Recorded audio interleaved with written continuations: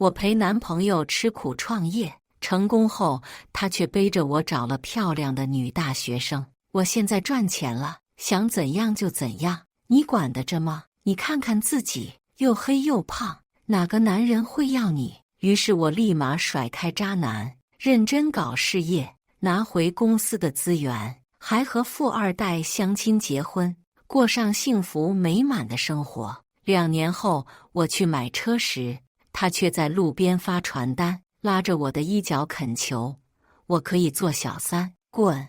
我是脑子有泡才会找一个这么邋遢的男人做小三。亲情长相守，真情在人间。大家好，我是秋兰，欢迎观看《真情人间》。和赵家俊辛苦创业3年，总算注册了一家小公司。这3年来，我每天起早贪黑，陪他去进货、卖货，到处跑去找销售渠道。我之所以这么心甘情愿地陪他，就是因为他当初向我承诺说会一辈子对我好，说以后赚了钱给我买车子、买房子。可最近我发现他开始不着家了。今天我做了一桌子的菜，赵家俊说好要回来吃饭，却迟迟未归，打电话也一直不接。眼看已经晚上9点，我终于忍不住要出门找他。正当要换鞋，就听见了门铃声。我打开门，看到一个男的支撑着醉醺醺的赵家俊。不好意思啊，嫂子，俊哥他喝醉了，我送他回来。我心里生气，但没有表现出来。接过赵家俊，我把他放到沙发上，结果低头看到了他领子上的口红印。一瞬间，我的气血上涌，但很快理智让我冷静了下来。赵家俊出轨了，这个念头在我脑海里盘旋。我用手机拍下证据，打算等赵家俊醒了问问他。就在这时，他的电话响了。我看了眼来电显示静静，接通电话，对面传来娇羞的声音：“俊哥，你什么时候再来找我呀？”我气得发抖，差点把手机掉地上。对面又喊了几声，没有回应后便挂了电话。我趁机翻开赵家俊的微信，找到静静这个人，才发现这女生还是个在校大学生，朋友圈里全是发的自拍照。我粗略地翻了翻聊天记录，知道了是赵家俊在社交平台上主动加的他，提出每个月给他5000块钱，要包养他。5000块钱，赵家俊甚至从来没有给过我钱。创业初期最艰难的时候，我和赵家俊每天只吃馒头，住在只有10几平米的出租屋里。他说他对不起我，说自己没本事，不能让我吃上好吃的。那时候我安慰他说没事，我说这都是我自愿的，只要你以后赚钱了还会一直对我好，那我现在所做的一切就都是值得的。赵家俊感动得流眼泪。那时候我觉得这个男人我要跟他一辈子。可现在呢？赵家俊赚钱了，可他从来没有主动说给我钱，却背着我包养了漂亮的女大学生。曾经的种种现在都成了笑话。我把聊天记录都拍下，留作证据。这一夜我一整晚都没睡。我想起曾经刚在一起的时候，赵家俊信誓旦旦地和我说，他要创出一番事业，要挣大钱。他出身农村，为了不伤他的自尊，我也谎称家里条件不好，生怕他觉得我看不起他。可我所做的一切，如今换来了什么呢？等第2天赵家俊醒来，我拿着聊天记录质问他，本以为他会和我道歉，却没想到他承认了。我不理解，你连解释都不解释吗？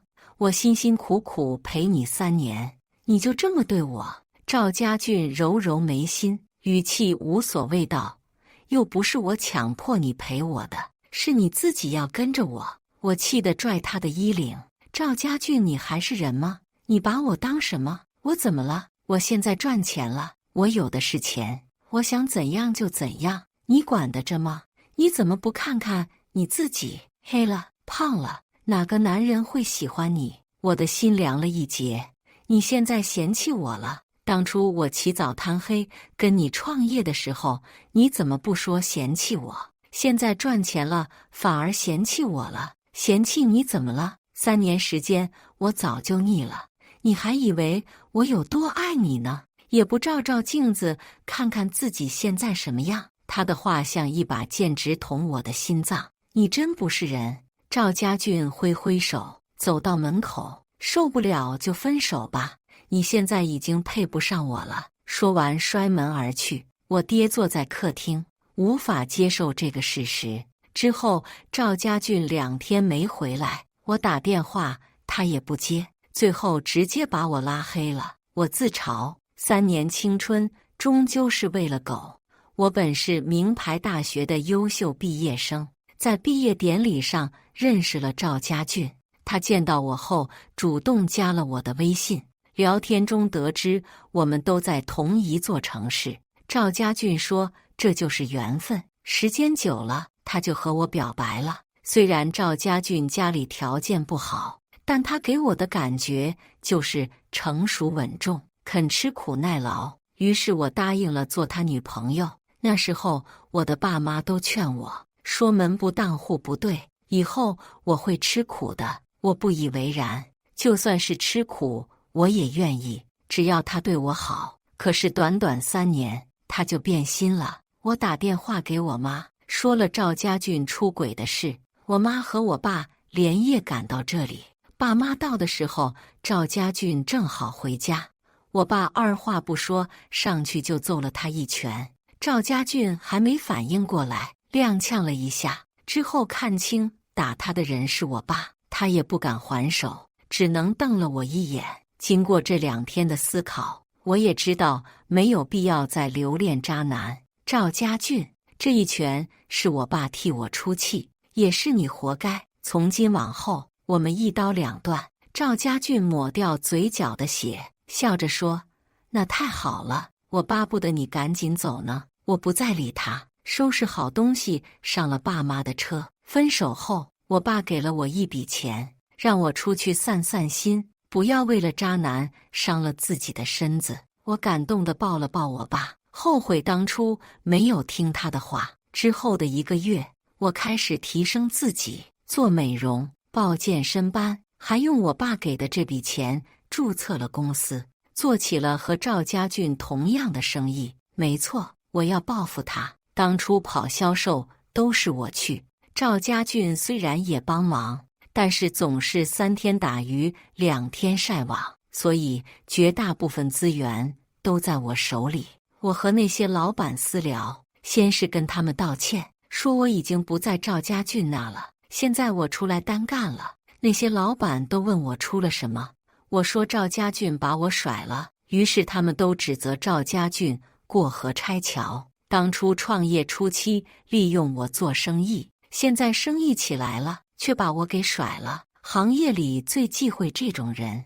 那些老板纷纷跑我这里合作，嫌弃赵家俊人品有问题。没过多久，我的生意便越做越大。某天，我妈跟我说，给我介绍了个相亲对象，让我去见一见。我本不想去，奈何我妈软磨硬泡，我也只好答应。相亲地点在一家高档的法式餐厅。我妈说对方是个富二代，有钱又有颜。我照着我妈发我的照片找到了这个人，本人比照片还帅一点。那人见我来了，立马起身，你好，是阮欣吧？你是周墨景？是我，看来阿姨和你介绍过我，哈哈。他说你是富二代，还是个帅哥。我开玩笑道。周墨景笑了笑，是吗？还有吗？还有什么？你果真不记得我了？我一脸疑惑。我们认识，不认识也没关系，以后就认识了。周墨景语气轻松，但我分明看到了他眼里的失落。可我使劲想也想不起来，这人究竟是谁？饭吃一半，突然边上有个人说话：“哟，这不是我那前女友吗？怎么你也开始傍大款了？”我抬头一看，是赵家俊，边上还有个女生。披肩长发，穿着紧身裙，挽着她。不用想都知道，这女的就是赵家俊包养的女大学生，确实青春靓丽。我起身想走，不想看到这个渣男脏了我的眼。赵家俊却拦住了我：“别以为我不知道，你把我的客户都挖走了。你以前怎么没发现你是这么阴暗的人，干这种偷鸡摸狗的事？”我生气回怼：“就凭你干的那些下三滥的事，你以为别人会和你合作吗？那你要不要去问问他们，到底是我挖的，还是他们心甘情愿来找我的？你自己把口碑搞臭了，可怪不得别人。”赵家俊见说不过我，便把矛头对准了周墨景。他嘲讽道：“你也不是要靠男人吗？不然就凭你家那条件，你能在这里吃饭？俊哥，这就是你上次说的那个黄脸婆呀，看上去确实一把大年纪了呢。俊哥，你眼光真差，当初怎么会看上她的呀？”赵家俊笑道：“还不是她对我死缠烂打，非要倒贴我可看不上这种女的，比你差远了啊！现在还有这么不要脸的女的呀，真是活久见！”我气得握紧拳头，恨不得给她一拳，但又顾及公共场合，不想把事情闹大。可我就这么想着，周墨景的拳头已经落到赵家俊脸上了啊！只听见赵家俊一声惨叫。事发突然，我还没来及反应，只见周墨景2下3下就把赵家俊打趴在地上，然后对着他的脸又揍了2拳。餐厅里一时间议论纷纷，都围过来劝架。我赶紧把周墨景拉开，再打下去要出人命了。赵家俊被打得蜷缩在地上嗷嗷叫，半边脸都红肿了。那个叫静静的也吓了一跳，急忙躲到一边，不敢上前。我感叹周墨景这小子出手真重，在心里给他竖起了大拇指。餐厅安保打了报警电话，没一会我们都被带走做笔录去了。从警局出来，周墨景说送我回去。我问他为什么要帮我，他说赵家俊说话太难听，欠揍。我听完没忍住笑了一下。对了，你说你以前认识我，方便说一下在哪认识的吗？我怎么一点印象都没有？周墨景叹了口气，还记得2年前你在河边救了一个人吗？我努力回忆了一下，终于想起来，你是那个跳河的小伙子。周墨景有些尴尬，没跳，不过确实有轻生的念头。好在你开导了我，还给了我一个拥抱。我记起来了，那是2年前的一个冬天，我大晚上跑完客户，签下一笔订单，回去的路上看到河边有个身影。当时我特地留意了一下，就看见那人一步步朝河里走去。我急忙甩下自行车跑过去，一把将人拉了过来。劝他的过程中了解到，他是被女朋友骗了钱，又骗了感情，一时想不开。寒冷的冬天，他想都没想就往河里走，可见是伤心到了极点。我劝了他很久，直到他放下戒备，在我面前大哭，我才意识到这小伙子应该只是想找个人倾诉。我陪了他1小时，河边的风吹得我手冰凉。临走前我抱了他一下，还把身上的钱都给了他，一共500块。我告诉他，钱可以再赚，人也可以再找，但生命只有一次。小伙子点点头，说谢谢我，这么久了你还记得呀？我有些不好意思，没得想到自己的一个小小的举动会被人记这么久。当然记得，永远都不会忘。周墨景把我送回了家，我妈立马过来问我怎么样，我有些无奈，说还行。我妈笑得嘴都合不拢。对了妈，你是怎么认识他的呀？谁介绍的？沙钢集团知道吧？他就是那老总的儿子。你爸不是在他家公司上班吗？那天老板儿子正好也在公司，和你爸谈采购的事，看到你爸的手机屏幕上是你照片，主动问起来的。你爸回来就跟我说了这事。什么？我大为震惊。沙钢集团是我们这的大企业，甚至在全国都排得上名号，所以我当初给他那500块钱干什么？尴尬的，我想找个地缝钻进去。接下来的几天，我投身于工作，时不时和周墨景出去吃个饭。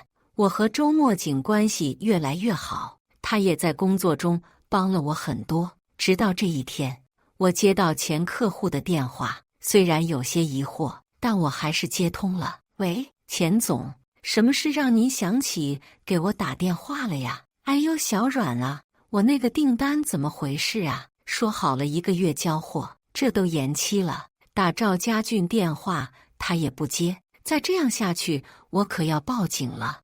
我猜应该是赵家俊公司出问题了。钱总，我已经不在赵家俊那里干了。至于他那现在什么情况，我也不太清楚。要不这样吧，我现在出来单干了，做的还是以前的生意。您看您现在急缺什么？我有货的话就给您先补上。不管怎么样，不能耽误您进度不是？那太好了。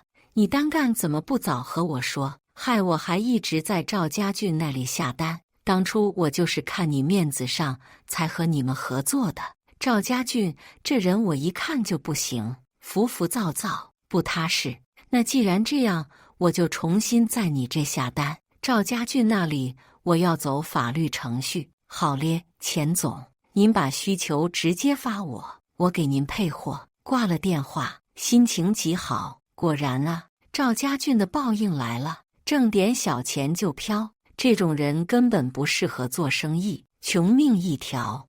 我这边刚和钱总签完合同，手机就来了电话，显示陌生号码。我一接通，就传来对面的咆哮声，是赵家俊。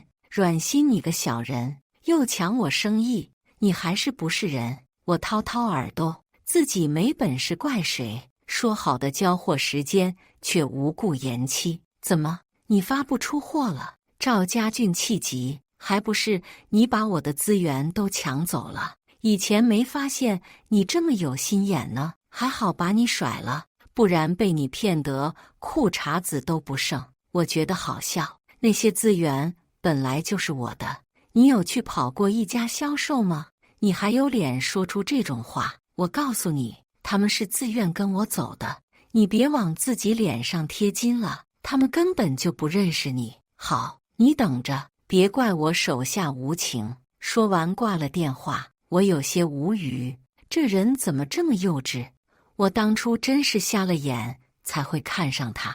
这段时间我的生意火爆，订单接都接不完。周墨景资助我，帮我扩大了工作室，还专门租了个厂房给我当仓库。我感动得不行，答应了他的追求。周墨景对我很好，只不过我们2个人白天都很忙，我忙着接单子、备货、发货，他忙着接管他爸的企业，天天待在公司熟悉产业，只有晚上才有空一起出来吃个饭。不过这样的生活也很充实。这段时间我联系到一个大客户，如果订单谈下的话，收益起码有100万。所以这几天我一直在紧盯着，生怕有什么闪失。这天客户给我打电话，和我说合同可能签不了了，因为有另一家报价更低。我急忙问是哪家，又觉得这样很不礼貌，只好放低姿态。李总，价格方面我们也可以再谈，但产品质量方面，我希望你还是要相信我家。也许别家价格更低，但质量可能有所欠缺呢。大家都是做生意的，1分钱1分货的道理应该都明白。对方沉默了一会儿，说：这样吧，今晚7点在星城酒店，我们重新把合作再谈一下。我连忙答应。挂了电话后，开始准备资料，顺便和周墨景打了个电话，说晚上不能陪他吃饭了。周墨景表示理解，还说可以送我过去。我有些不好意思，这会不会太麻烦？你到时候怎么吃饭？周墨景笑了笑，我送我女朋友怎么叫麻烦？晚饭你就不用管了，我肯定不会饿着自己。不过回来了，你得好好犒劳我。嘴贫，晚上7点，我准时赴约。不过我没想到的是，赵家俊居然也在。李总和我介绍说，这就是另一家出价更低的，你们2家我都非常看好，但我最终只能选一个，所以我特地邀请你们2个过来，就是再听听你的描述。赵家俊一见到我，也不顾场合，就开始嘲讽我，什么时候阴沟里的老鼠也配出来谈生意了？你做的偷鸡摸狗的事还不够吗？我冷静道，这位先生，请注意你的言辞。李总哦了一声，你们认识？赵家俊赶紧搭话，他就是个小偷，专门靠偷别人的客户来做生意，所有的销售渠道都是不正当的。这样的人，李总您可千万不能合作。我默默听着，不说话。赵家俊却越说越起劲，而且这女的风评不好。上次我还看她和一个有钱人吃饭，转头就谈了一笔生意，就他家那条件，怎么可能认识有钱人？真不知道那些钱是怎么来。我无视赵家俊的羞辱，反正他说的都是造谣。我只是把合同递给李总，和他介绍我的产品优势在哪。一旁的赵家俊又看不下去了，哎呦，我说你假模假样的干什么呢？李总这种大老板怎么可能和你这种女的合作？我看了，你还是适合钓钓凯子，2腿一张钱就来了。赵家俊，我忍无可忍，吼了他，说话要凭证据，你这样我可以报警抓你。哦哟，我好怕哦。我不再理会这个神经病，他分明就是故意针对我。然而李总最终还是确认跟我合作，理由是我看起来比较靠谱。于是就赵家俊这种张口闭口就给人造谣的，有人能选他就奇了怪了。走出酒店大门，赵家俊追了上来，阮馨，你可真不要脸，别以为我不知道你是怎么拿下这个订单的，还不是看李总是个男的，你又倒贴上去了吧？你也就会这点手段了，造谣犯法知道吗？赵家俊气不打一处来，好像只有骂我侮辱我才能让他心里舒坦点。可我知道他就是单纯的没本事，以为赚了钱就可以为所欲为，殊不知他能赚钱全都是我的功劳，只要我一走，他就还是那个住出租屋啃白馒头的屌丝。赵家俊一把拽住我的胳膊，我被他抓痛，想甩开却甩不开。赵家俊还想骂我，却被赶来的周墨景一拳打翻在地。周墨景浑身戾气，还想冲上去揍他，被我拦住了。没必要和这个废物浪费时间。我如愿以偿拿到这个订单，狠狠赚了一笔。反观赵家俊，听说公司资金链出了问题，接了很多单子却拿不出货，导致多家单位起诉他。我只能说活该，恶人自有天收。然而某天我在闲暇时间刷短视频，看到有个女生实名曝光某男子长期骚扰她。虽然女生的眼睛打了马赛克，但我是还觉得有些眼熟。仔细一看，可不就是赵家俊包养的那个女大学生吗？视频内容大致是说，赵家俊和她交往期间骗了她很多钱，最后甚至偷她的首饰、包包去变卖换钱。女生发现后第一时间报了警。我心想，网上的东西还真是经过美化的。这女的只说是交往期间，实际上是赵家俊包养了她。至于后面说骗她的钱，应该是公司倒闭，需要高额赔偿金，赵家俊但付不起，只能去骗钱。真是一出好戏啊！我默默给视频点了赞。2年后，我和周墨景举办了婚礼。至于赵家俊，已经从我的生命中完全消失。直到这一天，周墨景和我说要给我换辆车，让我先去 4S 店看看。我在去的路上有个男的给我发传单，美女新款汽车了解一下，听声音有些耳熟，于是我接过传单，多留意了一下。那男的也抬头看我，正是赵家俊。他穿着蹩脚的西装，头发乱糟糟的也不剪。看到我时惊讶了一下，他的眼睛已经完全没有了当年的色彩，一看就是被生活折磨了。软心，我没打算理他，转身想走，他却拉住了我。欣欣，你这几年还好吗？我觉得奇怪，这男人该不会还想和我叙旧什么的吧？赵家俊站着有些局促，说话支支吾吾的，像极了当年刚认识我和我搭讪的时候。你谁呀？我认识你吗？是我呀，赵家俊。你不认识我了吗？我是你前男友。